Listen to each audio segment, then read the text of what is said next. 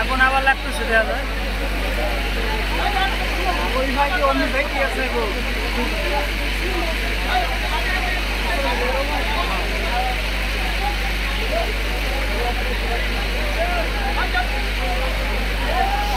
আপনারা দেখতে পাচ্ছেন 1 নং কাকরাদি ইউনিয়নের শেখপুর থানার রক্ত ইন্দ্রাজানি বাজারে বিদ্যুৎ খুঁড়ি থেকে আগুন লেগে এবং প্রায় 3 কোটি টাকার মালামাল প্রায় হয়তো বা 1 লাইনে 15-16 টাকা দোকান ছিল ওই দোকানে অনেক ক্ষতিগ্রস্ত হয়েছে অনেক লোকের সামগ্রী নিষিদ্ধ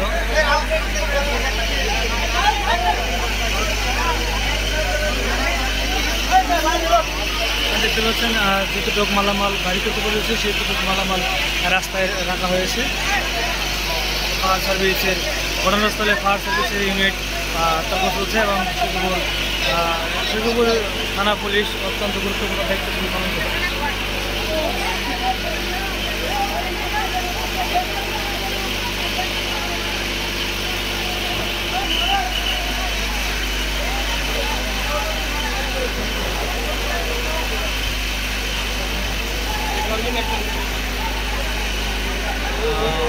ঘটনাস্থলে ফায়ার সার্ভিস এবং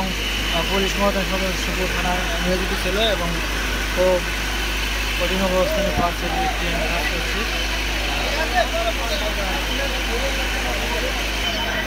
হয়তো আনুমানিক প্রত্যেকটা ঘর 10-15টা আগুন হয়েছে হয়তো কোটি টাকার সম্পদ ছিল রাস্তার মালামাল বিল করা আছে যদি এলাকায় বিদ্যুৎ বিল হওয়াতে হয়তো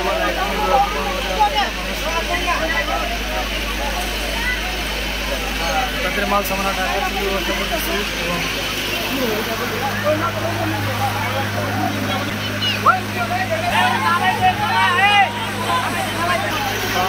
ইন্দ্রাজানি বাজারে সবচেয়ে যে বড় দোকান বা কারেন্টের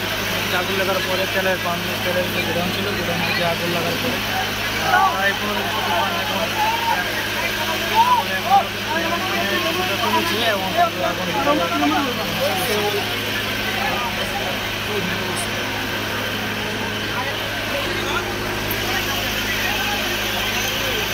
বাজারের মধ্যস্থলে আগুনের অগ্নিকাণ্ড ঘটে যে দেখতে পাচ্ছেন অন্ধকারে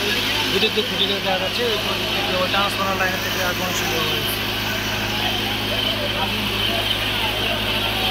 এবং শেখপুর থানার পুলিশ অত্যন্ত গুরুত্বপূর্ণ দায়িত্বশীল এবং শেখপুর থানার যে ফায়ার সার্ভিসের টিম 1 ইউনিট টিম অত্যন্ত গুরুত্বপূর্ণ কাজ করছে এবং পাশাপাশি এলাকা ব্যক্তি তারা সকলে সহযোগিতা করছে তাদের আগুন নিয়ন্ত্রণ করার জন্য